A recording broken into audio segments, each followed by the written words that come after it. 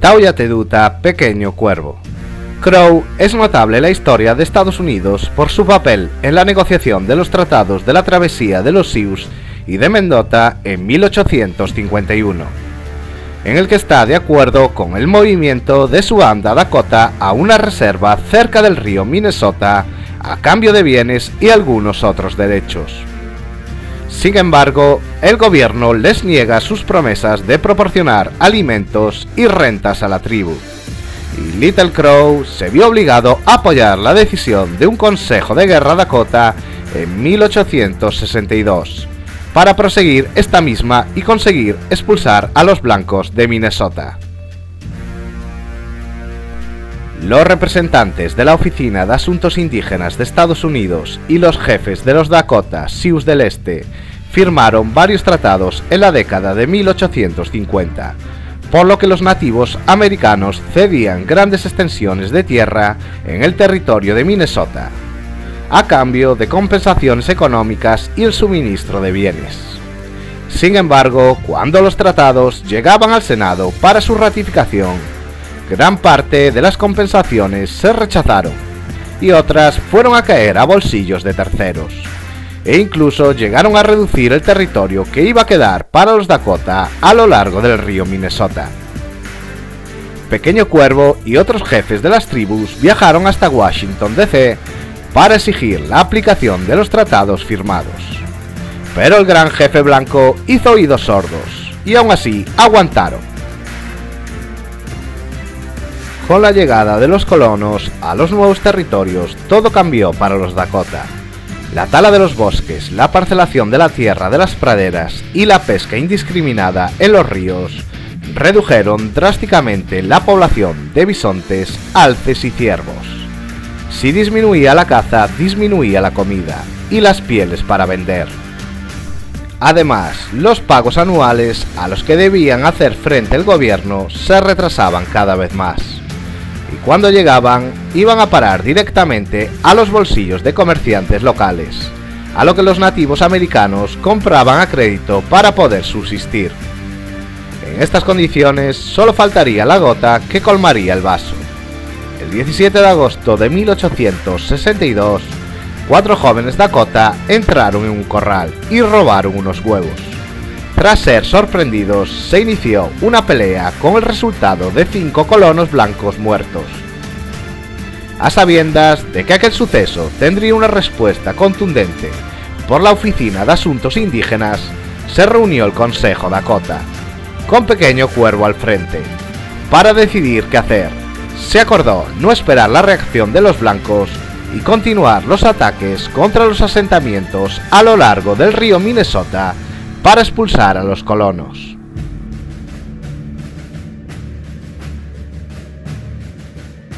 Durante los siguientes meses continuaron los enfrentamientos entre los Dakota y los colonos, y más tarde, decantando definitivamente la balanza, el ejército de los Estados Unidos.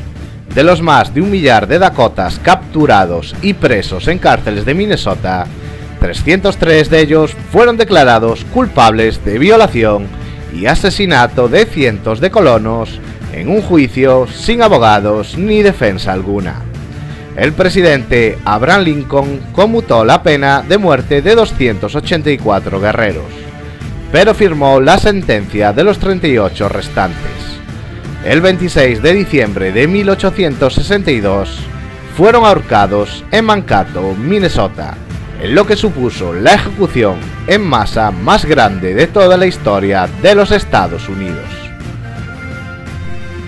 El resto de los Dakota fueron expulsados de Minnesota a Nebraska y Dakota del Sur.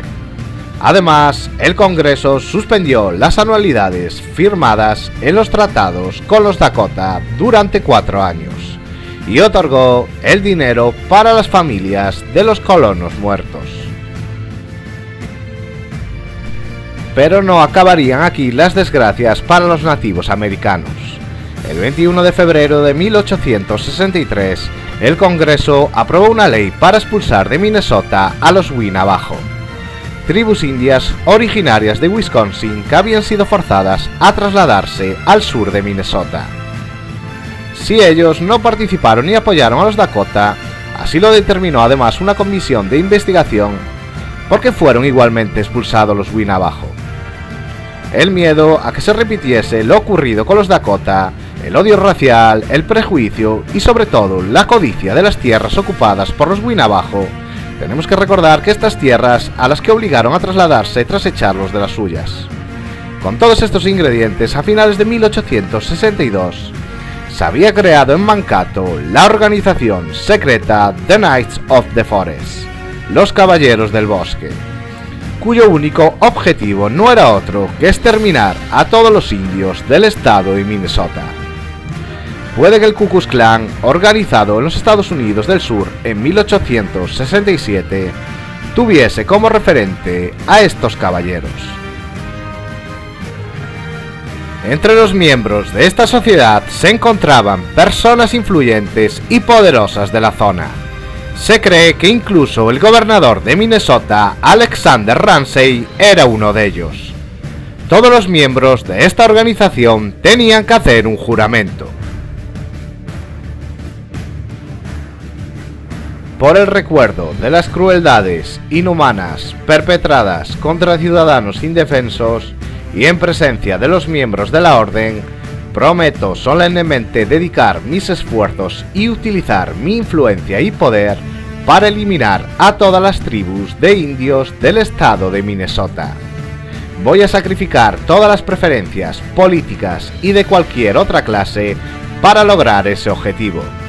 Voy a proteger y defender a todos los miembros para conseguir los objetivos de la presente orden. Observaré fielmente la Constitución, las normas y los reglamentos de los Caballeros del Bosque. Nunca revelaré el nombre, la existencia o los secretos de esta orden a nadie ajeno a la misma. Ante todos, me comprometo por mi honor sagrado. Tras la derrota de los Dakota, los miembros de la orden se apostaban en los bosques limítrofes de la reserva de Winnebago y disparaban como si de un juego de puntería se tratase. Patrullaban el perímetro para que ninguno se atreviese a salir. El acoso era constante. Al final, y gracias a la influencia política y económica de sus miembros, el Congreso de los Estados Unidos sucumbió a la presión de los caballeros, y se aprobaron las leyes para expulsar a todos los nativos americanos de Minnesota. Aquel 21 de febrero de 1863, unos 2000 Winnebago abandonaron las tierras de la reserva, entre gritos de júbilo de los colonos, y fueron enviados a Crow Creek, Dakota del Sur, a bordo de 2 barcos de vapor. El gobierno había aprobado un presupuesto de $50,000 para el traslado, una cantidad a todas luces insuficiente. Más de 550 murieron durante el viaje y varios de cientos más al poco de llegar por las duras condiciones. Eso sí, los Caballeros del Bosque se repartieron las tierras de la reserva como buenos mercenarios.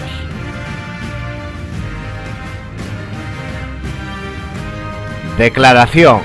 Nosotros, los pueblos indígenas del mundo, unidos en esta esquina de nuestra madre tierra en una gran asamblea de sabios, deparamos a todas las naciones.